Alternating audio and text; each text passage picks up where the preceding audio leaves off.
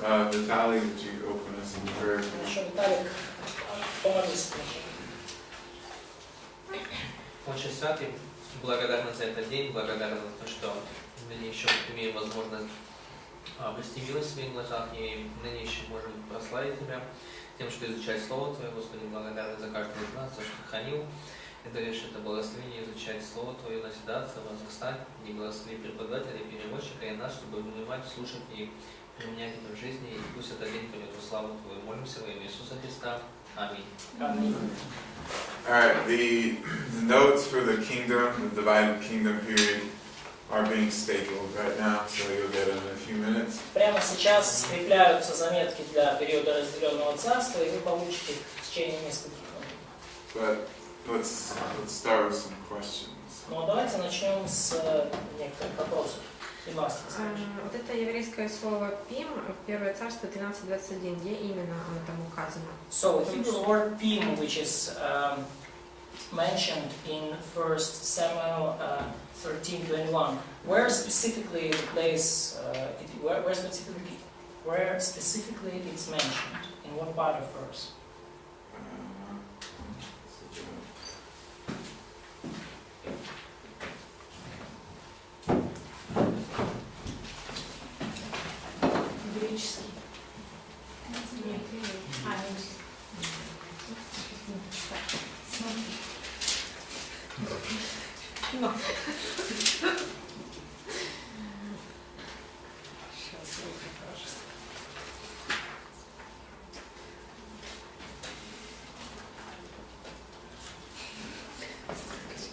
Here.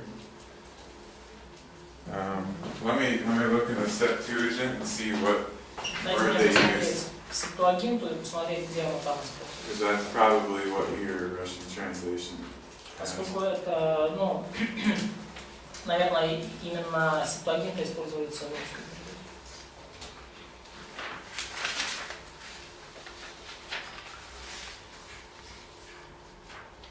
Это типа щербина все, да? Щербина или рожок? Ну, это начало, щербина. How do they translate the first part of that verse in the Russian translation? So when there will be the kind of cut or The harvest. The harvest.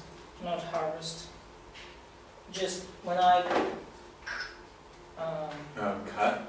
not Slice. slice in a reservoir of I don't know, and there are some agricultural instruments are mentioned there further. Yeah. Okay, so it's actually the part that they translate about cutting or the harvesting before the tools. That's the thin weight part. То есть, я так понял, речь о щербине. It's something like the charge was 2/3 of a shekel for these tools. The charge was 2/3 of a shekel, that's the price, for those tools that they go and list. So it's at the very beginning of the verse. It's the first noun, basically. They translate it as a verb. То есть, по идее, они за вот 2/3 этих, за этот пим, за 2/3 сикля, они хотели затачивать топоры, ну и сельскохозяйственные свои орудия. And or like I think it's like figurative, sort of. The weight on the scale was 2/3 of a shekel for the plowshares. That kind of idea. То есть, ну, вот идея здесь, ну, как образная, что вот эти 2/3 сикля были платой за заточку. Because the verb that they use there, it has to do with like pushing down the scale. То есть глагол, который здесь используется, здесь он подразумевает то, что, ну, весы опускаются вниз, не кладете что-то на весы. So people just guessed at the meaning of that first clause because they weren't sure how it was supposed to work with the tools that were listed afterward.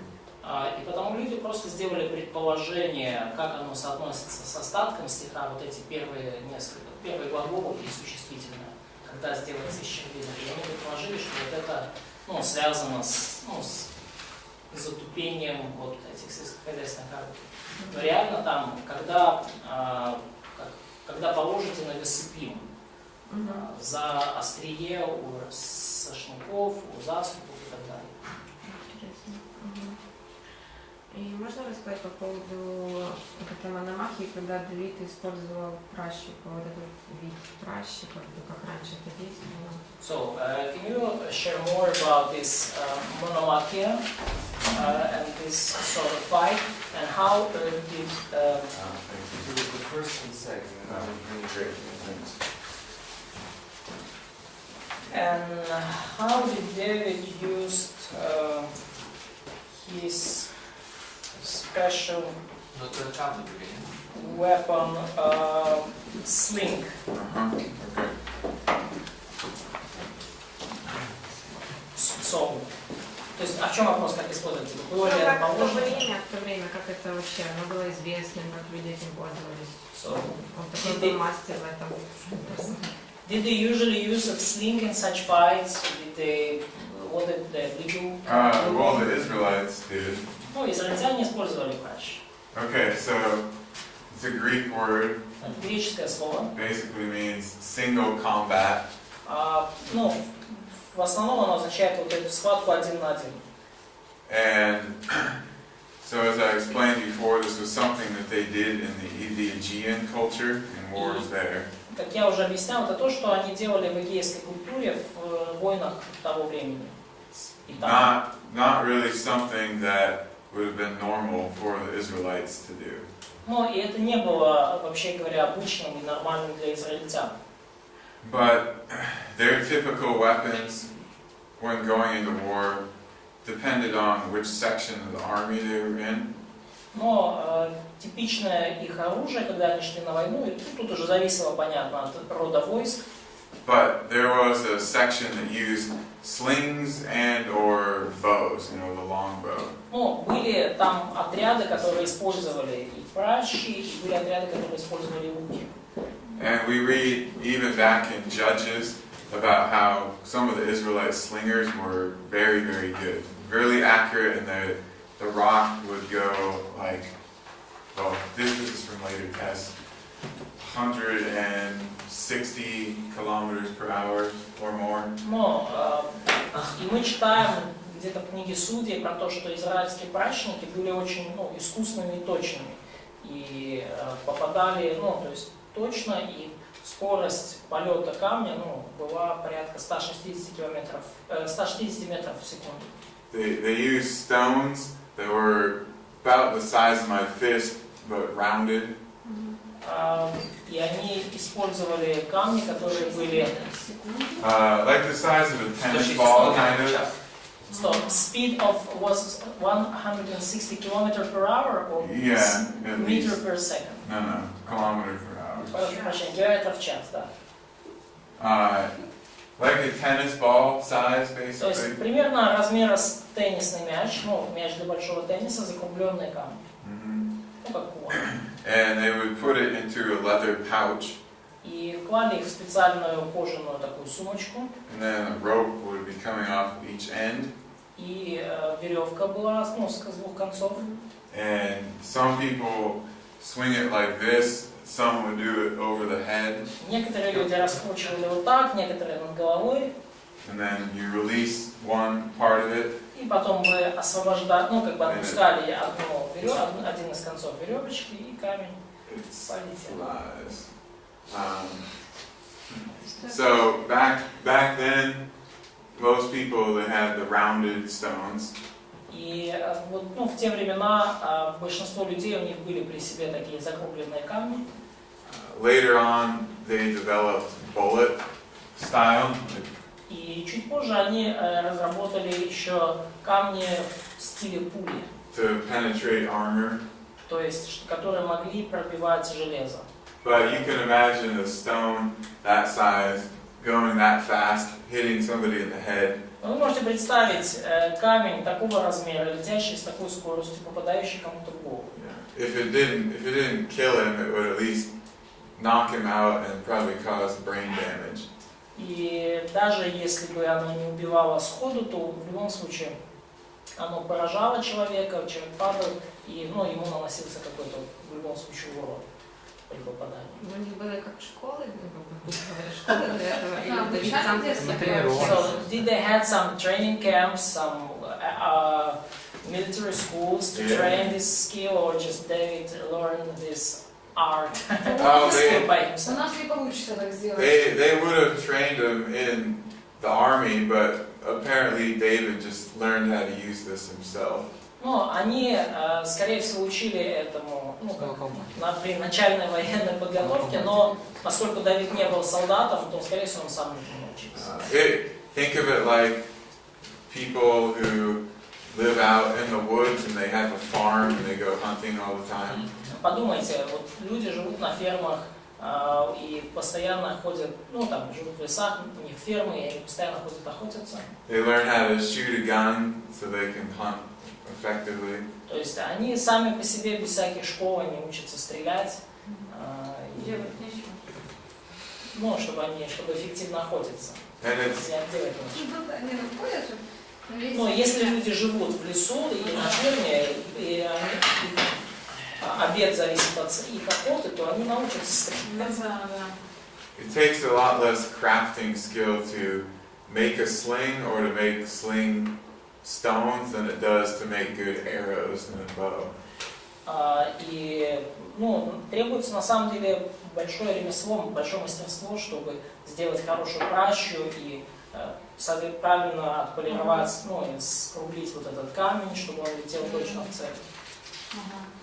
But apparently Israelite slingers were famous. They were well known for their accuracy and effectiveness in sling stones. Но очевидно, что израильские пращники были в этом деле продвинутые, и они были известны своей точностью, своей эффективностью, своими попаданиями. Как они назывались? Пращники? Пращники. Пращник. Хорошо. У меня нашел вопрос. Found his question already? Вопрос по поводу дворец Давида, там где. The question is on Khalida Palace. Давида. I'm sorry, David Palace. И то есть написано, что особый интерес представляет сосуд из Кипра. Как он может доказывать дворец Давида, о существовании дворца Давида? So it's written that especially interesting in their some pottery from Cyprus. So that's David Palace, point 3. Pottery from Cyprus with a black painting on a white background, which is M1 iron Iron 2A. Iron 2A, yes. Yep. Okay, so in Cyprus they've been making pottery for thousands of years. So и в Кипре они делали керамику тысячелетиями. This Cypriot pottery is not exactly the same as the late Bronze Age stuff that we looked at. И эта вот керамика железного века, она уже не отличается от керамики позднего бронзового века, о котором мы говорим. And probably the most obvious difference that you can distinguish, it's got these concentric circle designs on it. И самое такое очевидное изменение, которое можно увидеть, это вот появились такие концентрические круги на керамике. The late Bronze Age stuff that we looked at didn't have that. И в керамике позднего бронзового века, которую мы видели, у нее таких концентрических кругов на ней не было. Also, the rim of the pots or the jugs is really thick. И также горлышко горшков или сосудов, было достаточно толстым. Okay. That's just a couple of things, but it's pottery imported from Cyprus. It's not the same as the late Bronze Age stuff at Jericho, though. Но эта керамика, которая вот была импортирована из Кипра и была найдена в дворце Давида, она не такая же, как была найдена в Иерихоне. Ну а как она доказывает, что это типа дворец Давида? So how it proves that this site is David Palace? Well, the pottery tells us when this monumental building was constructed. Ну и керамика нам показывает время, в которое было сооружено это здание, строение. It was constructed right after the time that David invaded and took over Jerusalem. И оно было построено как раз в то время, когда Давид завоевал и взял власть в Иерусалиме. We don't know any other monumental buildings that were constructed at that time. И мы не знаем ни о каких других монументальных масштабных строениях, построенных в это время. And it's in the right place also, and it has these Phoenician features, so И оно на том самом месте, где мы бы ожидали его увидеть, и там есть вот эти элементы финикийского искусства на нем. so it looks like it probably is. Выглядит так, что это действительно дворец Давида. We don't have an inscription that says that it's the palace of David, but Нету надписи, которая бы говорила, что это дворец Давида. it's the right time, the right place, the right type of building. Но время подходящее, место подходящее и род здания также подходящий. Еще, ну то есть лучше приводить доказательства о Давиде стелу Эльдана, чем дворец Давида, если мы говорим о доказательстве жизни Давида. So it's better to prove existence of David, it's better to use these steels like Eldana and another one than this palace. Yes. Yeah. Конечно. Written sources are always better. They're more Письменные источники всегда лучше. more detailed, or they give us information that we can't derive from a building or just an artifact itself. То есть они более достоверны, они дают нам информацию, которую мы не можем получить просто из здания.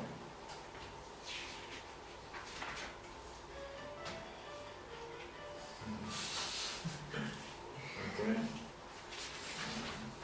А еще по поводу краткий вопрос по поводу храма Киевского.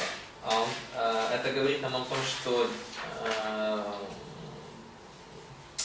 One more short question on Hiram from Tyros, from Tyre. то есть это нам показывает, что люди от Стира работали над храмом, да? So that would show us that people from Tyre worked while when building the palace. Над дворцом, ты имеешь в виду? Да, над дворцом, в смысле. So the question, that it, что именно о Хираме? Ну, то есть, получается, идея храма Киевского в том, что его люди работали над этим, да? В чем ценность, информации касательно Давида и дворца Давида? So what's the value of this information about this Hiram, that David, the palace? What's the what about? What value? What Value? value? Oh, okay. Let's tell us. It shows us, or the archaeology confirms what the biblical text says about who constructed or who helped construct the palace and what style it was built in. Это показывает нам достоверность того, что написано в Библии о том, кто строил дворец и в каком стиле. Это подтверждает еще достоверность библейского текста. If it was built in an Egyptian style, Если бы оно было построено в египетском стиле, we couldn't say that it was David's palace, or we would have to try to figure out what building this was instead or how it got changed. Мы бы тогда не могли уверенно сказать, что это дворец Давида, или нам бы пришлось, как бы пытаться понять, каким было это здание до того, как оно изменилось, или... Okay?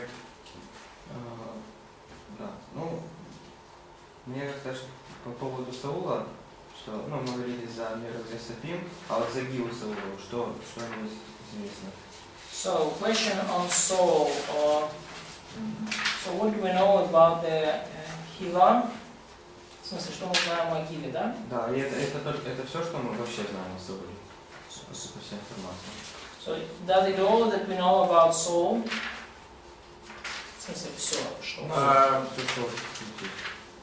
That this information is everything we know about Saul. It's not everything, but it's most of it. Не все, но большая часть. There isn't a lot that we can say about Saul specifically. Есть не так уж и много, что мы можем достоверно, конкретно сказать о Сауле. We don't have any inscriptions, the ancient inscriptions that mention him. Нету никаких древних надписей, которые бы упоминали его. We have just very little evidence from construction that he carried out. И очень немного свидетельств осталось именно о зданиях, которые он соорудил. I mentioned the thing about the Philistines and the foreskins and the hands and all that. I mean, that relates to Saul, but it's not anything that he directly built or wrote himself. И я уже упоминал вот эти войны с филистимлянами и these fortresses. I'm just saying the fortress, that's basically the only thing that we can connect to him. То есть единственная вещь, которую мы с ним можем как-то связать, это вот эти крепости.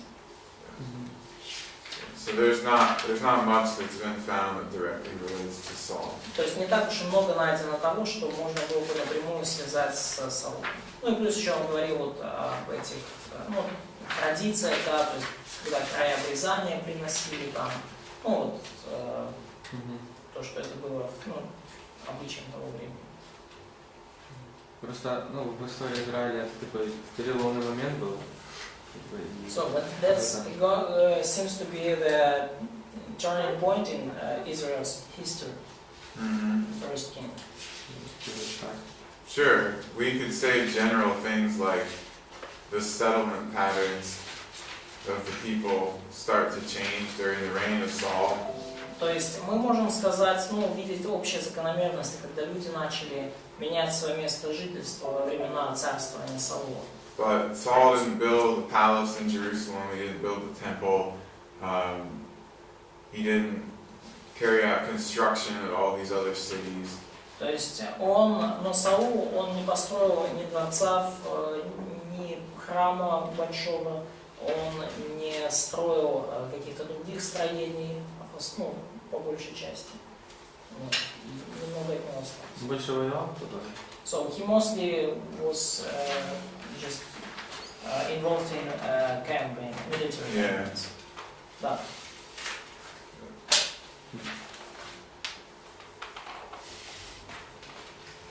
Okay. У меня вопрос, наверное, по поводу Пима. Мы вчера это обговаривали, но мне надо еще чуть-чуть понять. I have a question again on Pim. Sorry. Yesterday we talked about this, but I need more. И последнее здесь написано, раздел Пима, написано, что это демонстрирует, что автор книги Самуила, автор книги Самуила, так кто автор? Самуил или автор книги Самуила? Жили в то время, что значит жили? Кто жили? В то время, или же использовали древние источники для написания. Автор, я не совсем вот это вообще, понимаю, что здесь написано. So, in the last phrase and the last point about the pin, it's written, it demonstrates that author of book of Samuel, or Kings, they lived, they or he lived in the same time or used the ancient sources for writing. Right. So, who the author of the book of Samuel, if not Samuel? Samuel. Самуил. He, the author, Samuel, Автор это Самуил. Окей, хорошо. И второе, что жил в то же время, да? Нет. Это демонстрирует. Что демонстрирует? Этот пим демонстрирует. So this demonstrates what this does. This pin. Okay, so we tried to translate the Bible and we didn't even know what the word was. Ну, мы пытались переводить Библию, мы даже не знали, что это за слово. It was a weight that was only used in the Israelite monarchy period. И это была мера веса, которая использовалась лишь в период израильской монархии. So it's like some type of money that they used here 1,000 years ago. You probably don't know what it looks like, what it's worth. И это определенный род денег, который они использовали в то время, и мы даже о нем ничего не знаем, и даже не знаем, какое было достоинство этого. So in order to know about that, the author either lived at the time that they used it, or he had ancient sources or even the weights themselves so that he understood what it actually was. То есть для того, чтобы писать об этом, автор должен был жить в ту эпоху, и либо прочитать об этом из каких-то древних источников, или даже видеть этот пим своими глазами. So the documentary hypothesis would often say that the book of Samuel was written during the Babylonian exile or even after that. Потому что, например, документальная гипотеза говорит о том, что книги царств были написаны уже после вавилонского пленения или во время его. But they wouldn't know what a pin weight was at that late period. Но в тот более поздний период они бы уже не знали, что такое пим. Окей. Насчет Силома. So, about Силом. Где сказано, что соответствует местонахождение, размер большой ровной территории, необходимой для скинии. 46/23. Превосходит в длине и соответствует в ширине. А также там присутствуют останки животных. То есть, так если превосходит в длине, так может не соответствует все-таки, если превосходит. Ну, это объясню. Но, Да, и что? Ну ты можешь объяснить, чтобы еще раз не было. В чем суть? Я переведу, я буду переводить. So it's written that this place, which is probably is a place of this tabernacle, is it fit with the Bible account by its. It doesn't fit on land. It's bigger on land, but it's the same on the. So 46 and 23, and 46 is more than it's written, and 23 is just the same. Right. And then it's written. So you showed this, but can you just explain it more? Right. Okay, so the dimensions of this flat area, И размеры вот этой плоской территории, they fit the width of the tabernacle exactly. они точно соответствуют ширине скинии. The length is longer. А длина территории вот этой плоской, она длиннее. This allows for space in front of the tabernacle for people who are bringing their sacrifices and preparing those to take into the tabernacle itself. И это оставляет какое-то место людям, которые приходили в скинию, чтобы там принести свои жертвы и приготовить эти жертвы для жертвоприношения. So, if you read through the processes that they did in the sacrifices with the tabernacle, То есть, если вы прочитаете все вот эти процессы, которые они делали в скинии, принося жертвы, it seems that they had these preparation tables outside in front of the gate. то похоже, что у них вот этот столы, где готовили жертвы к жертвоприношению, находились вне скини, вне ворот. So they needed extra space in front of the main building of the tabernacle То for есть, all the people getting ready to sacrifice. то есть перед вот самим вот этим вот с конструкцией скини им нужно было еще какое-то место для множества людей, когда они собираются и готовят свои жертвы к жертвоприношению. Think about it. You have all these people who are bringing a sacrifice for sin. Представьте себе, у вас есть все вот эти люди, которые приносят свои жертвы за грех. And unintentional sin. И за намеренный грех. And various other offerings to God. И за разного рода другие приношения Богу. And one priest, he has to go through the whole process of sacrifice for each person. It's not like an assembly line method. И это не какой-то конвейер, да, то есть один священник должен проходить с каждым человеком весь процесс принесения жертвы. So they probably had a lot of people out in front of the tabernacle always getting ready to bring in their sacrifices. И похоже, у них постоянно была очередь на входе в скинию, ну то есть из людей, которые были, стояли, ожидали своей очереди принести жертву. Окей. Последний вопрос, Галя разрешила. The last question, and Gala permitted me. По поводу тирского хирама. So about Hiram from Tyre. Может, это одно и то же, только с разных сторон. Насчет, там где этот раздел, Хирам Тирский. Хирам был финикийским царем Библоса, побережье Ливан, на севере от Тира. Хирам Тирский был финикийским царем Тира, на юг от Библоса.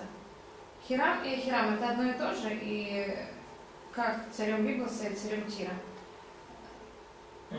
So we have two lines about the Hiram from Tyre, and the one said that Ahiram was king from Phoenician king from Byblos, which is the shore of Levant, north of Tyre and Sidon, near 1000 years BC. And then it's written that Hiram from Tyrus was Phoenician king of Tyrus, Phoenician city on the shore of Levant, to the south of Byblos, near 1000 BC. So, how can we compare this? So, what does it mean? So, Tyre, Sidon, and Byblos were the three main cities of the Phoenicians. Тир, Сидон и Библос были тремя главными финикийскими городами. So they could call him the king of Phoenicia, or they could call him the king of Tyre, or of Byblos, or of Sidon. То есть они могли называть вот это, объединение царством финикийским, или царством Тира, или царством Библоса, или Сидона. So they're just mentioning different cities in Samuel and then on the sarcophagus inscription. Потому что, вопрос в том, что на надписи в саркофаге вот этого Ахирама и в книге Царств упомянуты разные города. But those are two of the three main cities of Tyre. В одном Библос, в другом Тир, но это в любом случае это два из трех главных городов вот этой финикийской. То есть он царь над всем был. И над тем, и над тем. So he was a king of all this area. Да. Yep. Sometimes they call them the king of Sidon. Иногда его называют еще даже царем Сидона. То есть это будет он же. So that's going to be the same person, Yeah. same position. Because they were city-states originally. Ну, потому что изначально это были города-государства. You would have a different king in each city, but by the time of David, they had become a nation. И у них был отдельный царь в каждом городе. Но ко временам Давида они стали нацией, с централизованным руководством.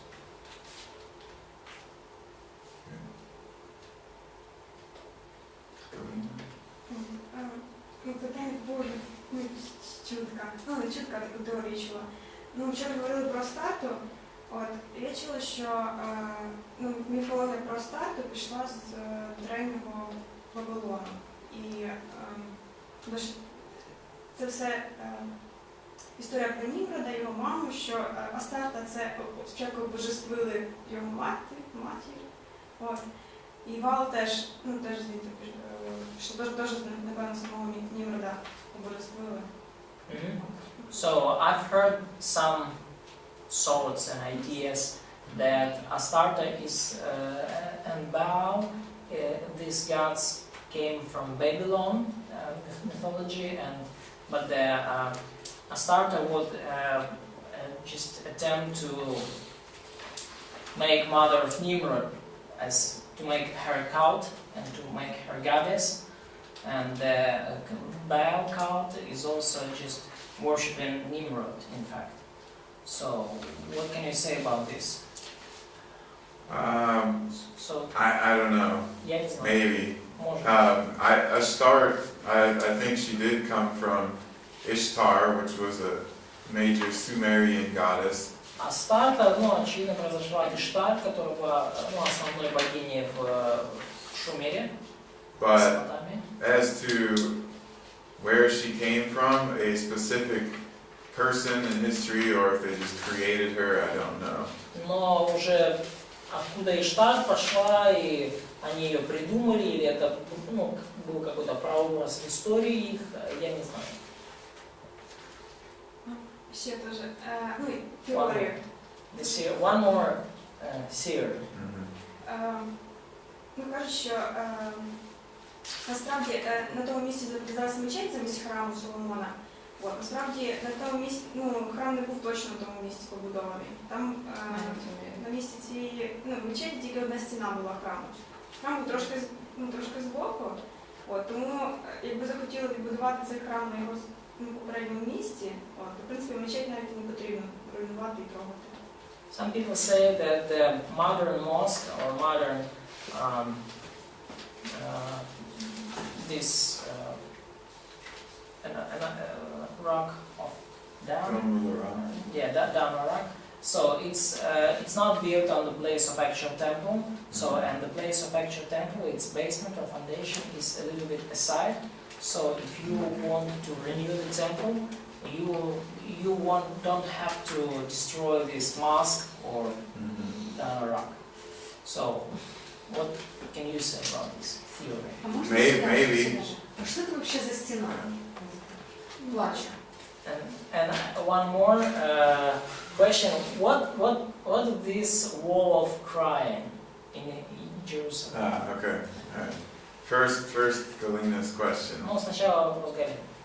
Yeah, we don't know exactly, to the meter where the temple was situated. Да, мы не знаем, точно до метра, где был расположен храм. So maybe it is just off to the side of where the Dome of the Rock is located. Может быть, он действительно там немножко на стороне, где расположена вот эта мечеть в стороне от нее. But if that's the top of the hill, the top of Mount Moriah, then it's most likely that every ancient temple that was built there was built about the same spot. Но если это вершина холма, вершина горы, то скорее всего, любой храм, строящийся на этом месте, он строился на одном и том же кусочке.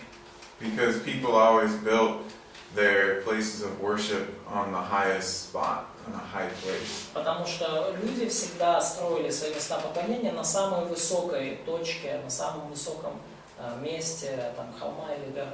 But if Herod, when he remodeled the area, kind of flattened everything out, then maybe he obscured what the high point was. Но если Ирод, когда он расширял храм и перестраивал его, он сравнял территорию, то, конечно же, он мог упустить из виду, где находился реально первоначальный храм. So it's possible. Поэтому такое возможно. I favor that it's probably about where the Dome of the Rock is situated, but I don't think we have great evidence to say 100%.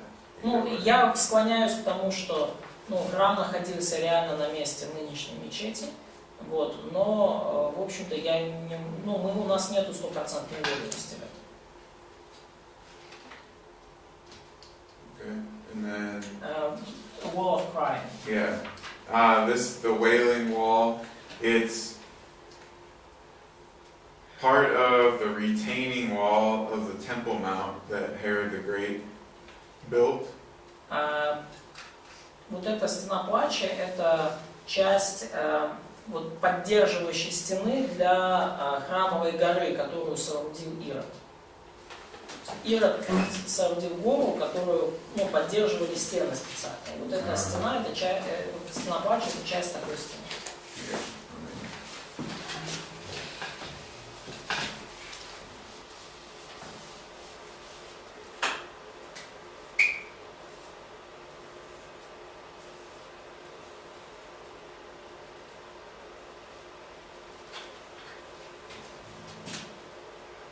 So imagine that this green building is the Temple of Solomon, and then later the rebuilt Temple of Zerubbabel. И представьте себе, что это зеленым цветом помечен храм Соломона и позже перестроенный храм Зоровавеля. And then the blue part around it, that's the court of the temple that they had around those buildings. Синим цветом помечен court of the building. Mm-hmm. Court around the building. Стена вокруг вот этого здания, которое было построено. Because only priests could go into the temple. Потому что в храм мог войти только священник. So Ограждение. they had the altar, the big horn altar out here. То есть у них здесь стоял большой алтарь, с рогами. Now Herod, he expanded the court, the flat area around the temple. И Ирод, он увеличил вот эту территорию ограждения вокруг храма. Down here is the Kidron Valley. И ниже там это долина Кедрон. This way is north. Там север. The Wailing Wall is here on the west side. И стена плача, она вот там с восточной стороны. So when the Romans destroyed the temple in 70 AD, Я прошу прощения, с западной стороны. И когда римляне уничтожили храм в 70 году нашей эры, they knocked over all the buildings on top of the Temple Mount platform. они сравняли с землей все здания, все постройки наверху вот этой горы. And then they pushed the stones off of this platform. И сбросили все камни с этой горы, там где с этой платформы на горе. So there was nothing up here except some debris. И там ничего фактически не осталось. То есть там ничего не осталось, кроме там всяких обломков, осколков. So this section, И вот эта вот часть, it's part of the temple complex. она является частью храмового комплекса. It's not actually part of any of the ancient temples, Она не является частью никакого древнего храма. but it's the closest point that most practitioners of Judaism will get to the location of the ancient temple. Но это самая ближайшая точка, куда могут приблизиться люди, практикующие иудаизм. Самая ближайшая точка древнего храма, к которой могут приблизиться люди, практикующие иудаизм. And it's a place where they remember the destruction of the temple. И это то место, где они вспоминают о разрушении храма. So that's what they're crying about in the term the Wailing Wall. То, о чем они плачут, там вот около стены плача. But now there are certain sects of Judaism that will actually go up on the Temple Mount platform. Но также сейчас появились некоторые иудейские секты, которые поднимаются вверх на гору, ну, где находился храм. And there's also a small group that wants to rebuild the temple. И есть также небольшие группы, которые хотят восстановить, отстроить храм. But most of them, they don't want the temple actually. Но большинство из них, они не хотят этого храма. They use the synagogue system of the Pharisees. Они используют систему синагог. And if there was a temple again, then the priests would have power and they'd lose theirs.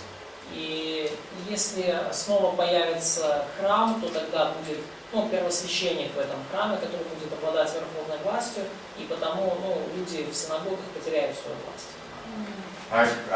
Very few people actually practice Passover properly anymore. Потому что, ну, допустим, совсем немного людей в наши дни практикуют, ну, так как написано, празднование Пасхи. In fact, it was only several years ago that a small group of priests in Jerusalem started sacrificing a lamb again on Passover.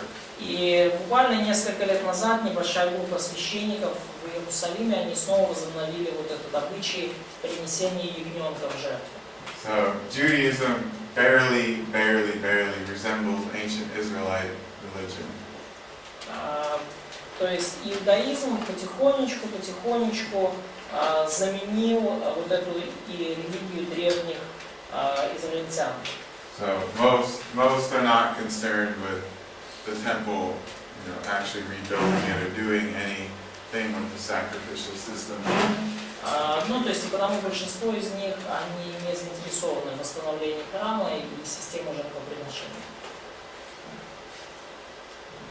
Оксана?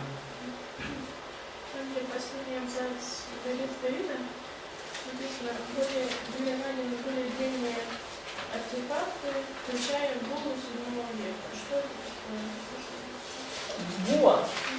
So, when it's written about the palace of David, it's written about the buas which were founded. Bua, a lot of Yeah, Boule. Bua. Yeah, so what's that? То есть что такое буа, да? Да, что это такое? What's that bua is? Can you explain? Repeat. Yep. Do you have that on your terminology? У вас есть в вашем словарике, в самом первом конспекте, у вас есть термин буа. I'll show you some pictures. Я сейчас покажу вам некоторые иллюстрации.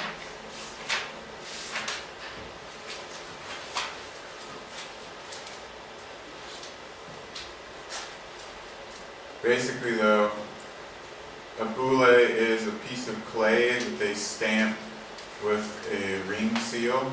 В основном буа чаще всего это кусок глины, с помощью которого они, ну, запечатывали документы или письма, да, то есть как кольцевая печать. So it had the impression of someone's seal, which often had their name or their symbol. И на ней было вырезано, ну как, то есть как печать кого-то, то есть чье-то имя и, ну, то есть знак, что это печать. Let's see.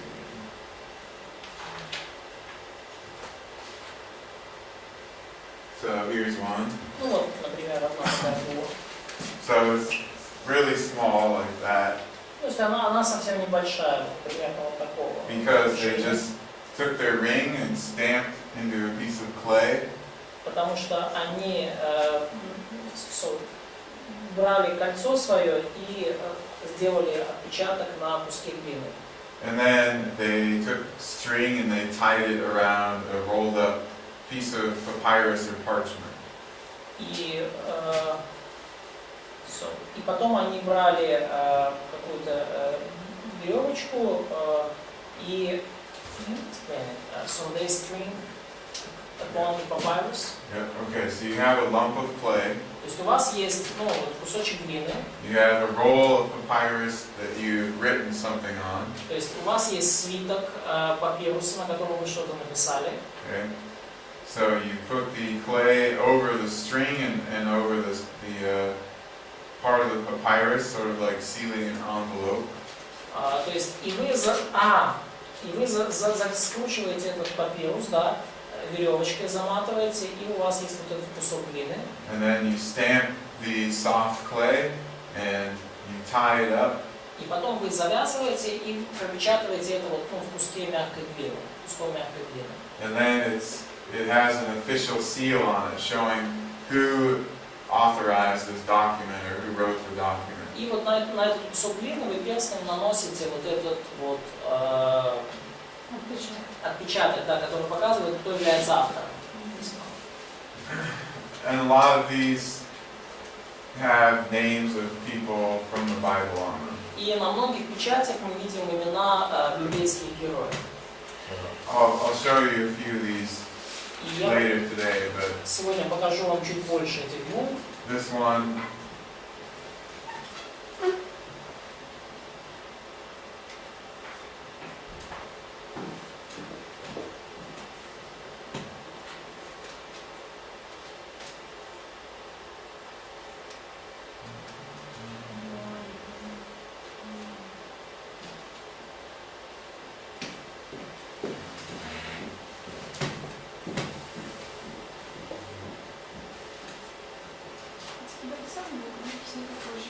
А?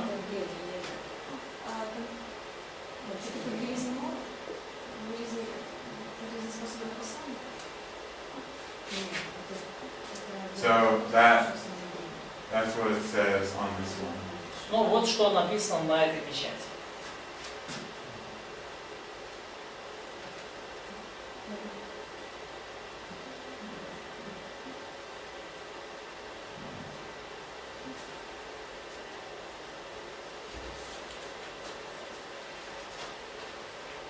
This, in many cases, means belonging to.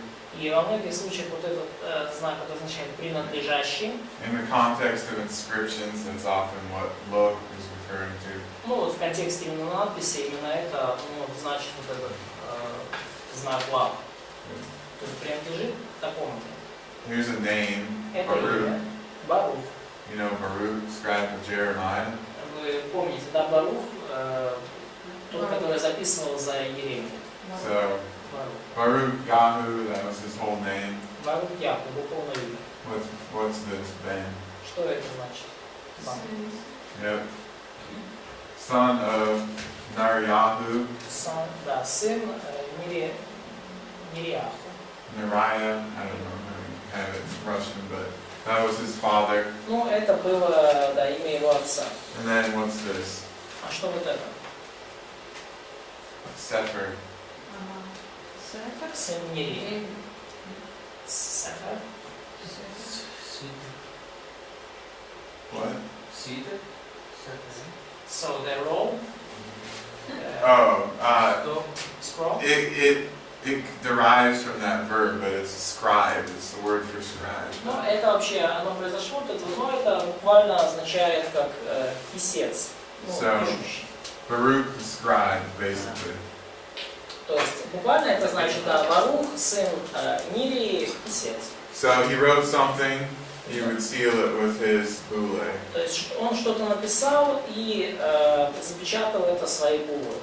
So bulla is actually the ring, something. No, boule is actually the piece of clay that's stamped. То есть була это не то, что на перстне, а именно вот тот кусок глины, который пропечатывался.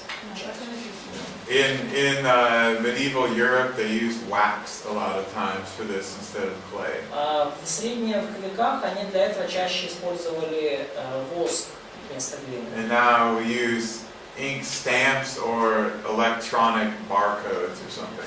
А сейчас мы используем чернильные печати или цифровую печать, цифровую подпись. All right, let's take a break. Давайте сделаем перерыв.